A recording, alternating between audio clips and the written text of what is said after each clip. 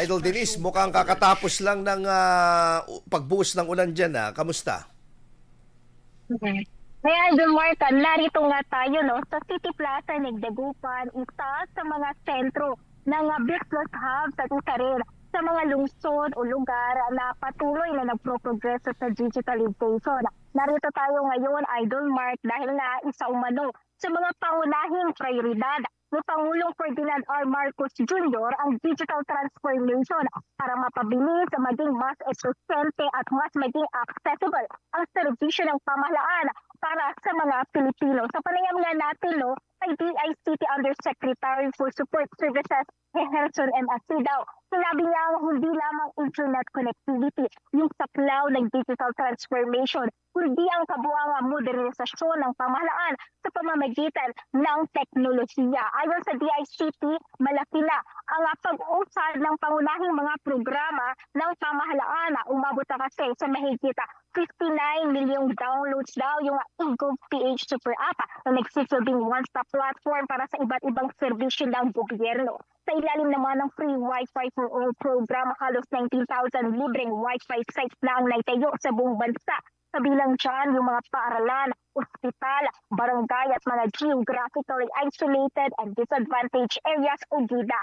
Isa lang umano ang mga ito sa pinakalayunin ng Administrasyong Marcos na gawing mabilis ang pag-aatid ng serbisyo sa publiko. Noong July 23, pinalawak yung internet connection sa barangay Mapaloong, Anda, Pangasinan, isa sa mga isolated areas na target mabigyan ng internet ng DICT sa pamamagitan ng paglalagay ng kanilang GIDA tower.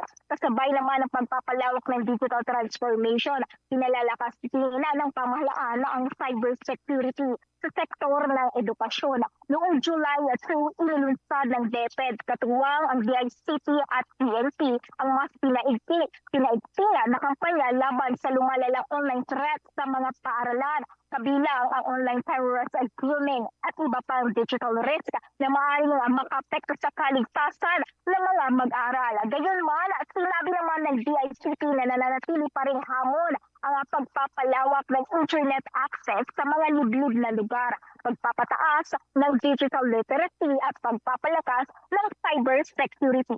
Sa nananapit na State of the Nation address ng Pangulong Ferdinand Marcos Jr., nanindigan ang ahensya ng DICT na kayang makipagsabayan ng bansa pagdating sa progreso sa digital transformation. Kasama mula rito sa lungsod ng Dagupan para sa State of the Nation address, special coverage. Ako si Idol Denise Brillanto Tatak, IFM. IFM News. IFM News. IFM News.